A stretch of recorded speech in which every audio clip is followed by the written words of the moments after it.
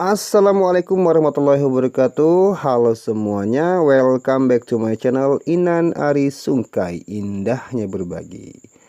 Ya, pada kesempatan yang baik ini kita kembali akan membahas FR soal kompetensi teknis guru SD. Ya, jadi hari ini pada kesempatan video ini kita akan membahas tentang kompetensi teknis guru SD. Contoh-contoh soal dan sedikit materinya. Sebelum kita ke contoh soalnya, jangan lupa mengingatkan lagi dan lagi untuk yang baru menemukan channel ini atau yang belum subscribe, silahkan di subscribe dulu. Nyalakan lonceng notifikasinya, like, komen, dan di share videonya. Untuk yang sudah subscribe tentunya saya ucapkan banyak terima kasih. Oke, langsung saja kita ke contoh soalnya. Yang pertama, pembukaan UUD 1945 yang memuat tentang cita-cita bangsa Indonesia adalah pada alinea A1, B2, C3, D4. Oke, jawabannya adalah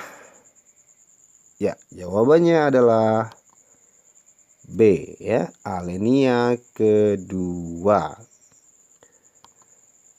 Nah, alinea kedua pada pembukaan UUD 1945 itu memuat tentang yang pertama, mengungkapkan cita-cita nasional bangsa Indonesia, yaitu negara Indonesia yang berdaulat, adil, dan makmur. Kemudian yang kedua, menunjukkan adanya ketepatan dan ketajaman penilaian. Ya, inilah makna dari alinea kedua pembukaan UUD 1945.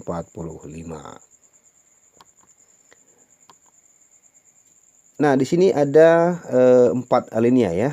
4 alinea pembukaan UUD 1945 ya. Dan kita coba lihat dari masing-masing alinea itu memuat tentang apa saja. Alinea pertama yaitu mengungkapkan tentang suatu dalil objektif bahwa penjajahan tidak sesuai dengan pri keadilan dan pri kemanusiaan. Kemudian mengungkapkan pernyataan subjektif yaitu inspirasi bangsa Indonesia untuk membebaskan diri dari penjajah ya. Pada alinea kedua, ini mengungkapkan tentang cita-cita nasional bangsa Indonesia yaitu negara Indonesia yang berdaulat, adil, dan makmur. Kemudian menunjukkan adanya ketepatan dan ketajaman penilaian. Kemudian alinea ketiga itu memuat tentang motivasi spiritual yang luhur dan merupakan pengukuhan atas proklamasi kemerdekaan. Kemudian menunjukkan ketakwaan terhadap Tuhan Yang Maha Esa ya. Kemudian alinea keempat, yang pertama menegaskan tujuan dan prinsip dasar untuk mencapai tujuan nasional. Yang kedua, menegaskan bahwa bangsa Indonesia mempunyai fungsi dan sekaligus mempunyai tujuan. Yang ketiga, menegaskan bahwa negara Indonesia berbentuk republik. Dan yang keempat, menegaskan bahwa bangsa Indonesia mempunyai dasar filsafat Pancasila. Ya, inilah 4 alinea dan makna dari masing-masing alinea tersebut. Silakan diingat-ingat kembali, dipahami lagi, dan dihafalkan jika perlu. Oke. Lanjut ke contoh soal berikutnya. Kerjasama ASEAN yang menguntungkan bagi Indonesia pada bidang pendidikan dan ketenagakerjaan adalah A. Pusat Promosi ASEAN, B. ASEAN Council of Teachers, C. Pengiriman duta dan konsulat, D. ASEAN Free Trade Area atau AFTA, dan CETO. Ya, nah ini tentang ASEAN. Di sini mengenai kerjasama di bidang pendidikan dan ketenagakerjaan. Kira-kira jawabannya A, B, C, atau D, atau E. Silakan. Ya, jawabannya adalah B. Ya, ASEAN Council of Teachers. Ya, inilah yang berkaitan dengan bidang pendidikan dan ketenagakerjaan. Oke.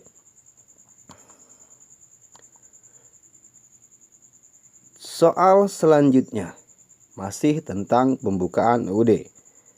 Makna dari alinea ketiga pembukaan UUD 1145 adalah A.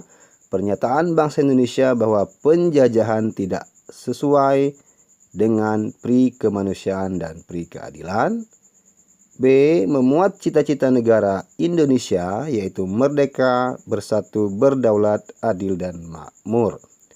C. Kemerdekaan kita adalah berkat rahmat Allah yang Maha Kuasa.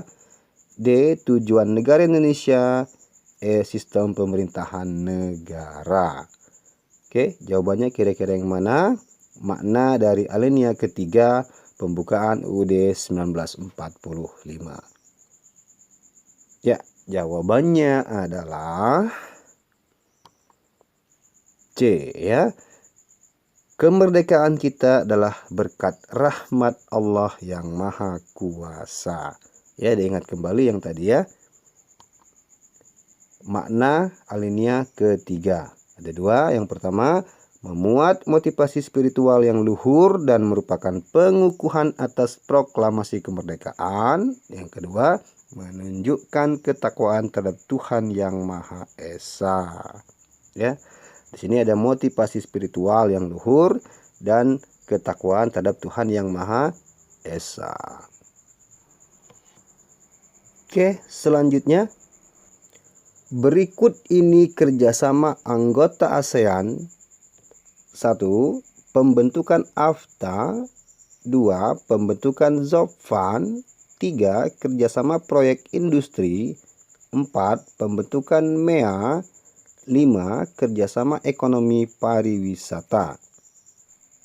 Yang termasuk kerjasama ASEAN dalam bidang ekonomi adalah nomor ya. Jadi dari 5 nomor ini yang mana yang merupakan kerjasama ASEAN dalam bidang ekonomi? A.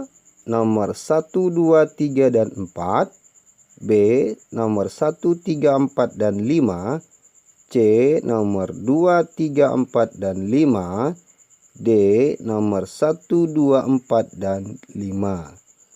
Oke, jawabannya adalah jawabannya adalah yang B ya, 1, 3, 4, dan 5. Pembentukan AFTA, kerjasama proyek industri, pembentukan MEA, dan kerjasama ekonomi pariwisata. Ya, inilah kerjasama ASEAN dalam bidang ekonomi.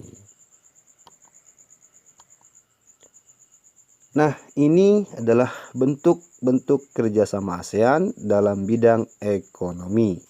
Yang pertama, kerjasama di sektor industri melalui ASEAN Industrial Corporation atau AICO. Kemudian kerjasama di sektor cadangan pangan, kerjasama melalui kawasan perdagangan bebas atau AFTA, kerjasama di bidang ekonomi pariwisata, dibentuknya pusat promosi ASEAN, kerjasama proyek industri, dan pembentukan MEA.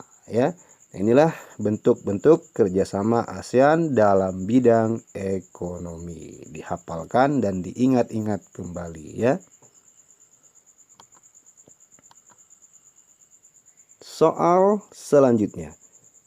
Pancasila sebagai dasar negara diibaratkan sebagai peneduh bangsa Indonesia untuk berlindung dan merasa aman. Berdasarkan pernyataan di atas, termasuk salah satu arti lambang Pancasila yang berbunyi A. Ketuhanan yang Maha Esa. B. Kemanusiaan yang adil dan beradab. C. Persatuan Indonesia. D. Kerakyatan yang dipimpin oleh hikmat kebijaksanaan dalam permusyawaratan perwakilan. E. Keadilan sosial bagi seluruh rakyat Indonesia.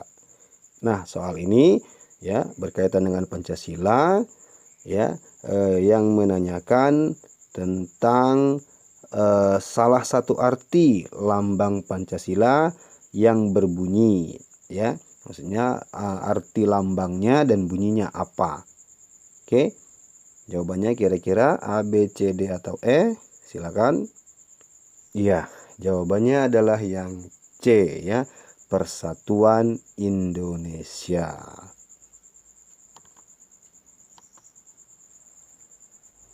Nah, di sini kita lihat ya lambang-lambang Pancasila dan makna dari lambang-lambang tersebut. Yang pertama tentunya bintang, yaitu dari ketuhanan yang Maha Esa ya. Lambang bintang melambangkan keagungan Tuhan yang Maha Esa, karena bintang adalah salah satu dari ciptaan Tuhan. 2. Rantai emas. Lambang rantai melambangkan manusia harus selalu bersama dan saling berikatan seperti rantai tanpa melihat perbedaan apapun. 3. Pohon beringin. Rakyat Indonesia berkumpul dan bersatu di bawah naungan NKRI. 4. Kepala banteng merupakan hewan sosial yang suka berkumpul seperti halnya musyawarah di mana orang-orang harus berkumpul untuk mendiskusikan sesuatu. 5. Padi dan kapas. Padi dan kapas merupakan kebutuhan dasar setiap manusia, yakni pangan dan sandang sebagai syarat utama untuk mencapai kemakmuran yang merupakan tujuan utama bagi sila kelima ini. Nah, ini silakan diingat-ingat kembali, dihafalkan kembali lambang-lambang Pancasila beserta maknanya dan tentu juga bunyi dari sila-sila Pancasila. Oke.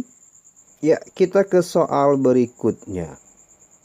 Kewenangan mengadili pada tingkat pertama yang putusannya bersifat final dalam memutus pembubaran partai politik dilaksanakan oleh ... A. Pengadilan Negeri, B. Pengadilan Tinggi, C. Komisi Yudisial, D. Mahkamah Agung, E. Mahkamah Konstitusi. Ya, di sini soalnya kewenangan mengadili pada tingkat pertama yang putusannya bersifat final dalam memutus pembubaran partai politik, ya, dilaksanakan oleh A, B, C, D atau E. Oke. Jawabannya adalah yang E ya, Mahkamah Konstitusi, karena memutus pembubaran partai politik itu salah satu tugas dan fungsi dari Mahkamah Konstitusi atau MK ya. Sengketa politik ya tentang partai dan lain sebagainya, hasil pemilu dan lain sebagainya adalah wewenangnya Mahkamah Konstitusi. Lanjut ke soal berikutnya. Kebudayaan Indonesia yang diakui UNESCO pada tahun 2020 adalah ... A. Angklung, B. Wayang kulit, C. Batik, D. Pencaksilat, dan E. Pantun. Oke, kebudayaan Indonesia yang diakui UNESCO tahun 2020. Yang mana? A, B, C, D, atau E? Ya, jawabannya adalah yang E ya. Pantun. Oke.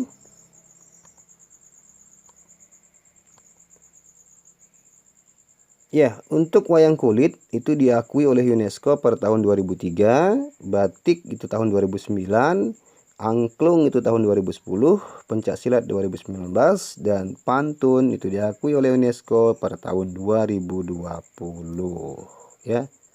Oke, diingat-ingat dari beberapa jenis kebudayaan Indonesia ini diakui oleh UNESCO kapan, tahun-tahunnya, diingat, siapa tahu nanti ada soal-soalnya seperti ini. Lanjut ke contoh soal berikutnya. ASEAN dilambangkan dengan lingkaran biru yang di dalamnya terdapat gambar 10 batang padi berwarna kuning yang diikat. Warna kuning melambangkan ...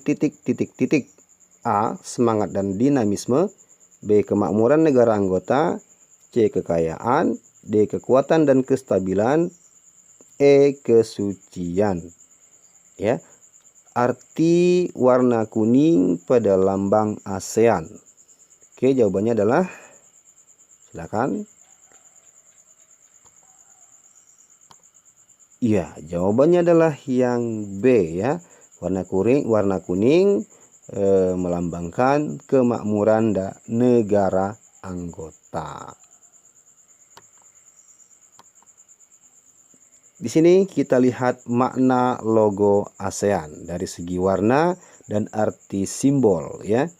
Pertama, biru itu artinya adalah perdamaian dan keamanan. Putih artinya kesucian, merah artinya keberanian dan dinamika, kuning artinya kemakmuran dan kesejahteraan ya, sesuai dengan soal tadi ya. Pun arti simbolnya 10 tangkai padi. Artinya persatuan, kesatuan dan keharmonisan 10 anggota ASEAN. Kemudian lingkaran artinya kesatuan ASEAN. Diingat-ingat kembali arti warna dan lambang atau logo dari ASEAN ya.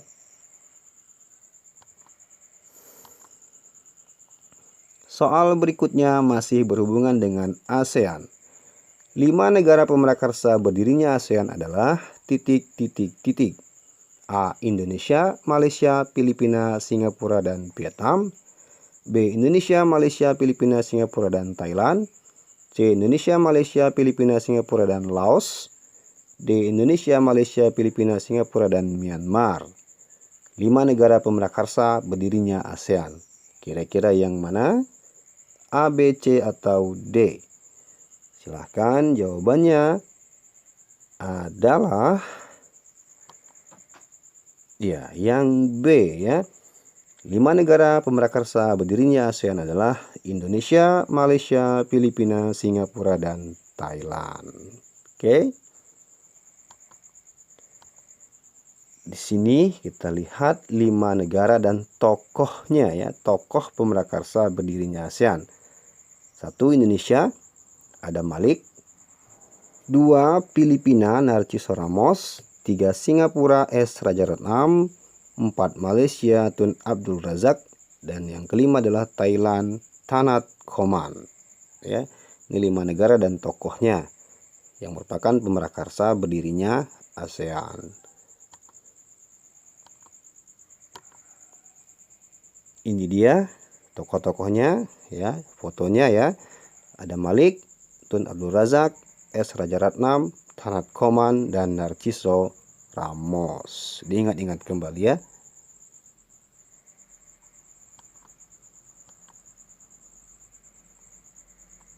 Oke, ke soal selanjutnya. Lambang pohon beringin pada Pancasila adalah lambang sila ke ... A. Sila ke-1, B. Sila ke-2, C. Sila ke-3, D. Sila ke-4, E. Sila ke-5. Ya, ini tentang lambang Pancasila ya. Oke, jawabannya adalah ya, pastinya C ya, sila ke-3.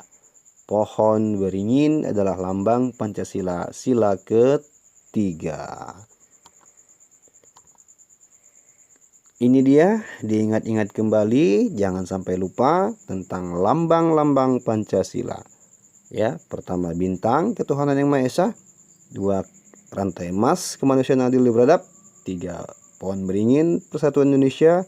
4 kepala banteng, kerakyatan yang dipimpin oleh hikmah kebijaksanaan dalam permusyawaratan perwakilan. Dan yang kelima, padi dan kapas, keadilan sosial bagi seluruh rakyat Indonesia. Diingat-ingat kembali. Oke.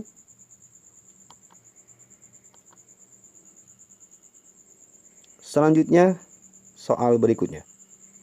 Gotong royong adalah salah satu pengamalan Pancasila, yaitu sila dengan lambang ...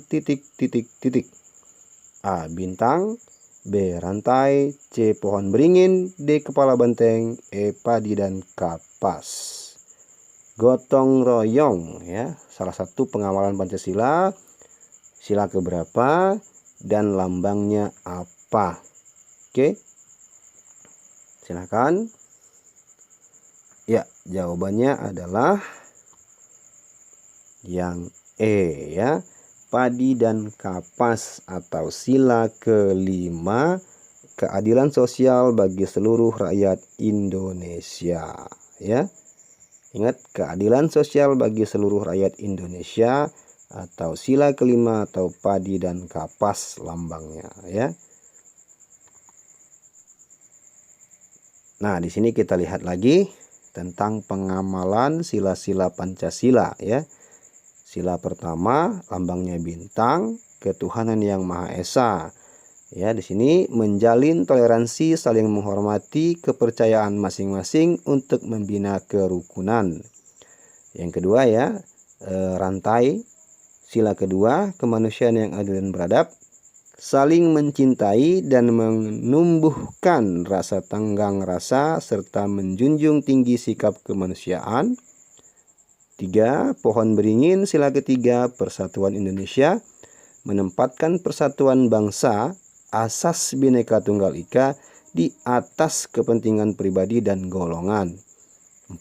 Kepala banteng sila keempat, kerakyatan yang dipimpin oleh hikmat kebijaksanaan dalam permusyawaratan perwakilan, menjunjung tinggi asas kekeluargaan dalam musyawarah yang dilakukan dengan hati nurani luhur ya. 5. Sila kelima, padi dan kapas, keadilan sosial bagi seluruh rakyat Indonesia, mengembangkan perbuatan adil yang mencerminkan nilai luhur, kekeluargaan, dan kegotong royongan ya. Inilah garis-garis besar pengamalan sila-sila Pancasila. Silahkan diingat-ingat kembali, dipahami lagi ya. Mudah-mudahan nanti ada soal yang seperti ini. Nah, itu saja mungkin pembahasan kita pada video kali ini tentang contoh-contoh soal untuk guru SD, khususnya materi tentang Pancasila, Undang-Undang Dasar ya. Kemudian tadi ada ASEAN ya. Semoga bisa dipahami dan diingat-ingat kembali, dipelajari lagi sebagai persiapan untuk seleksi P3K guru tahap 2 atau bahkan tahap 3 ya. Sekali lagi semoga bermanfaat. Oke, sebelum saya akhiri, saya ingatkan kembali, jangan lupa subscribe dulu channelnya, nyalakan lonceng notifikasinya, like, komen, dan share videonya. Terima kasih. Wassalamualaikum warahmatullahi wabarakatuh.